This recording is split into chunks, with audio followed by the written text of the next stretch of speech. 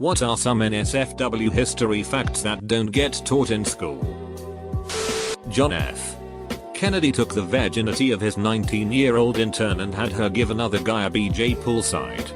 He was kinda a creepy dude in general. He also raped the wife of Ben Bradlee, editor of the Washington Post, on a boat. She repeatedly said no and he did it anyway.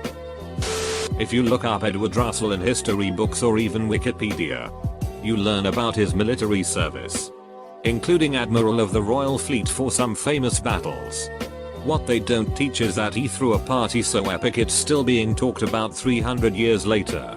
In 1694, he threw a party for officers, and with 6,000 guests coming, wanted to make it special.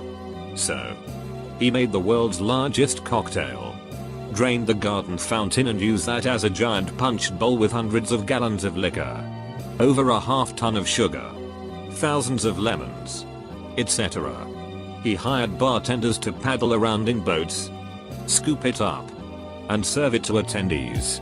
At some point, it began to rain, so they put a tent up over the fountain to prevent it getting watered down. About a week after they started, they had drank every last drop. The fountain was dry, and the party was over. Damn, must have been one hell of a week.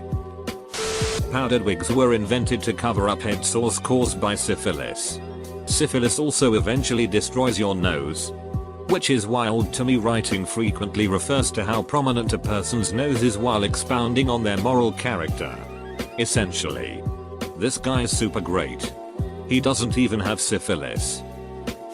Alexander the Great had 361 concubines, official prostitutes. 4 more and he would have won 4 every day of the year. Yeah, but that would be excessive. During the Age of Sail, anytime a large ship would come into port, the men often wouldn't be allowed shore leave for a few days. So you would see small boats packed with prostitutes heading out to the ship at mooring. Larger ships of the line would have over 500 men aboard, so there could definitely be a couple hundred ladies brought aboard behind the captain's back. And with virtually no privacy aboard, you would have spaces in the ship with hundreds of couples going at it at once. There were definitely a lot of captains that didn't allow any women aboard, so the sailors on those ships would just have to wait until they could go ashore. Many children were conceived on the gum deck, amongst the cannons. They became known as a son of a gun. The father of microbiology, Antony van Leeuwenhoek, was the first to examine semen under a microscope immediately after ejaculating in his wife. Ben Franklin was a super sex freak and loved to tell younger dudes to have sex with old women. There was a Greek general who was supposed to lead a major expedition to Sicily. The night before he left, he got wasted and walked around Athens with his other drunk friends and knocked all of the penises off of the statues in Athens. This caused him to be arrested. He missed the expedition and they lost almost all of the men they sent to Sicily because only he knew the plan well enough to pull it off.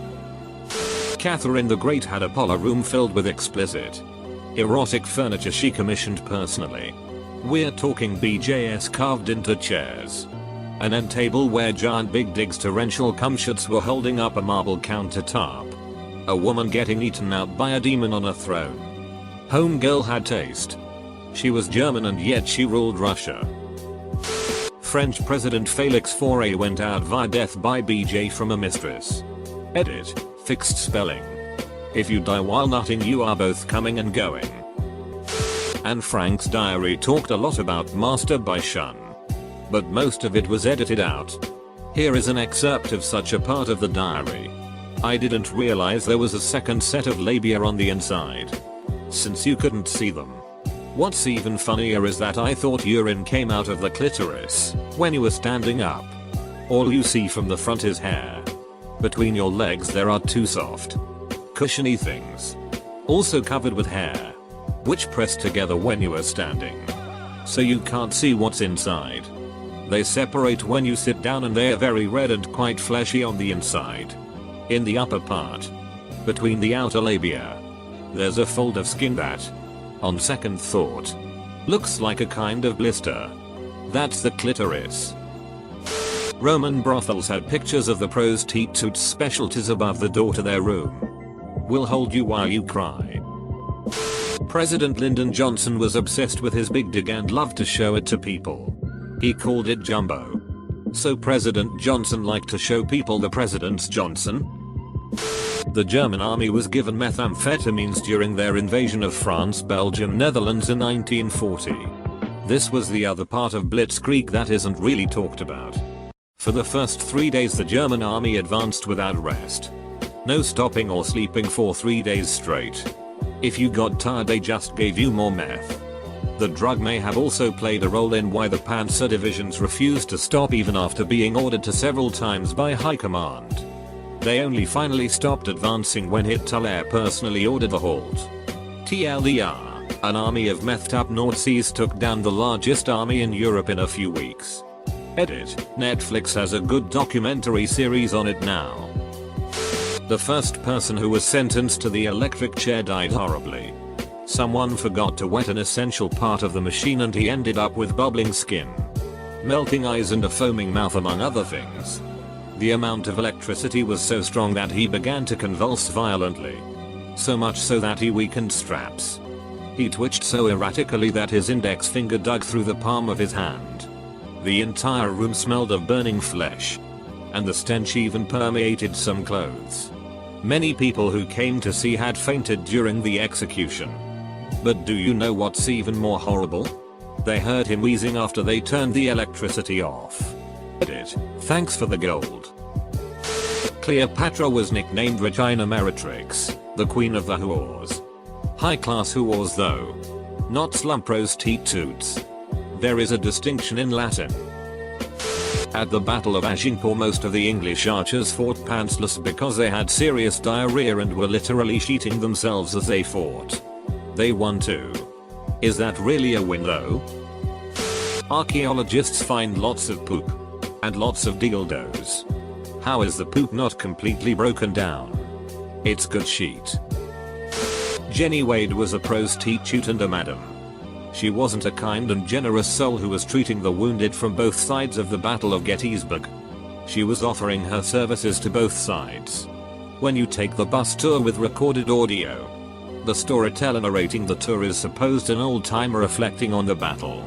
When you pass the Jenny Wade house, still standing, he says something like, "That's the Jenny Wade house. Jenny was a friend of mine. She was a friend to many." I always liked that subtle nod. I wonder if that's where the Krillers got the title for the song Jenny Was a Friend of Mine. Greeks were heavily into sodomy on both sexes. Women were only required to be virgins vaginally prior to marriage. Every other orifice was fair game. In the 12th century a philosopher named Peter Abelard challenged the church teaching on sexual morality, pointing out that no ceremony of man could make an inherently immoral act moral. The act would have to be already generally moral. Therefore sex before marriage really couldn't be considered a mortal sin. He fell in love with the wrong woman and had his nuts cut off. This made him angry and sad. He then wrote a book. 12-year-old Pocahontas used to entertain white colonists with nude cartwheels. This is actually one of the few things we know about her that's indisputable. Early colonizers of the United States used corn cobs as toilet paper. According to Christianity, Jesus ascended to heaven. Hence you might think that, according to Christianity, no body part of him should be found in earth. However, this does not include Jesus's foreskin. As Jesus was, and born as, Jewish, he was circumcised 8 days after birth. Hence, when Jesus, supposedly, ascended to heaven, his foreskin, known as the holy prepuce or the holy foreskin, remained in earth. Throughout the centuries, several churches claimed that they have the original holy foreskin. Even several at the same time. Newton was so dedicated to his work and abhorred fun so much that many people believe he died of ergine at 87 years old. And by work I don't mean revolutionizing physics and inventing calculus. I mean alchemy. His main focus was turning lead into gold and making the philosopher's stone. I think Newton is a very good example of someone in history who probably had autism. before autism had the name. 1. The creator of the vibrator was George Taylor. It was originally made as a steam-powered device that was used to cure a disease called masturbation by massaging the pelvic region. 2. Empress Wu Zetian of China asserted her dominance over male officials by making them kneel before her and pleasure her orally. 3. For a long time royal European women gave birth in front of spectators who would pour into the bedchambers to watch the babies arrive. 4. Only one person has been hanged in the USA for committing bestiality. The 16-year-old Thomas Granger was hanged to death for indulging in buggery with a mare, a cow, 2 goats, divers sheep, many sheep, 2 calves, and a turkey as mentioned in the court report from 1642. 5. Nelson Rockefeller, former vice president of USA, suffered a heart attack and died while having sex with his assistant. He was 79. In any history course, the rampant raping done by most occupying forces around the world, for example, Japan in WW2. Pretty much every town, village, city that was invaded from the time of the earliest civilizations. It's been like this. Still happens today. Outside of modern professional fighting forces, raping and looting was always accepted as the best perk of being a soldier. The political smear campaign against Marie Antoinette involved a lot of big digs. Okay. Man. Wow. So the entire life of Julie d'Aubigny never gets discussed. But it's fucking fascinating. The fact that Lord Byron gets talked about as a player but she doesn't is a damn dirty shame. But the existence of such a woman shows us a lot about the era she lived in. Julie d'Aubigny was the daughter of the French king's master of the horse, basically. Cavalry commander, managed the royal stables. As such, she was trained in horsemanship and swordsmanship as a child, arts at which she greatly excelled.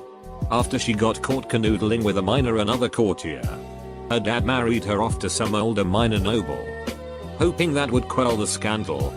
Well, Julie d'Aubigny was not one to simply do what good girls do.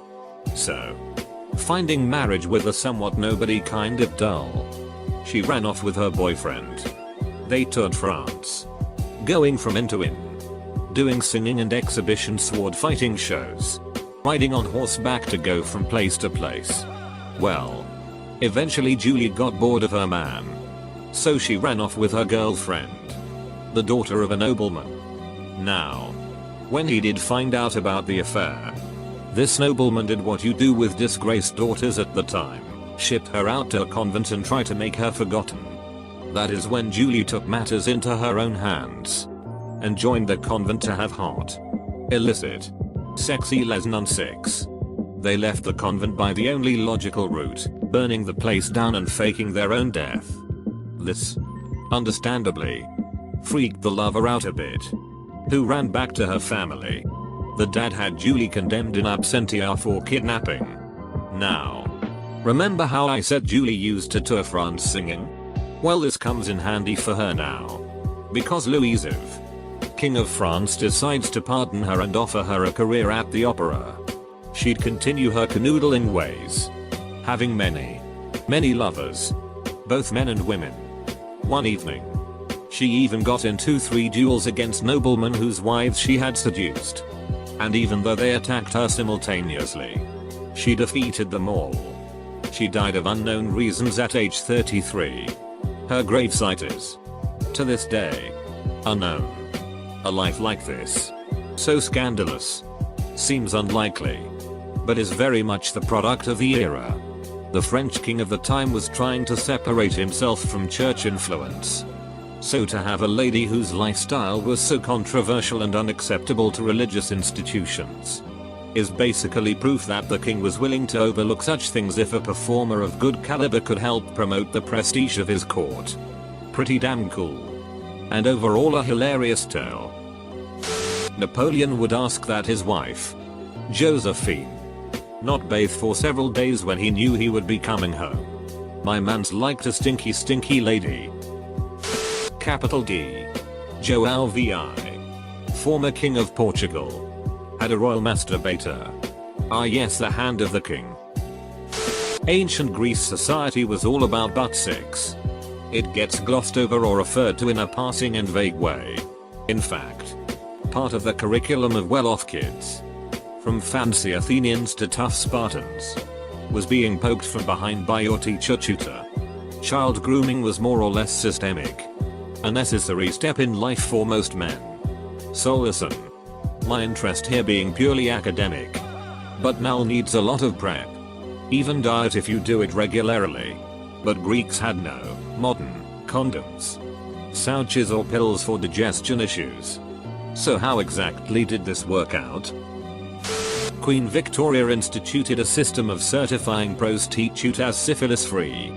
They were called the Queen's Ladies of the Night. Many prostitutes hung the certificate above their beds as a point of pride. That's honestly a very good idea. Reduce transmission. Increase value. Not necessarily NSFW. But pirates were one of the first people to have a healthcare plan of sorts.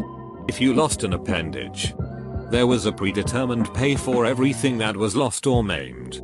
Also, there was a pretty large number of female pirates.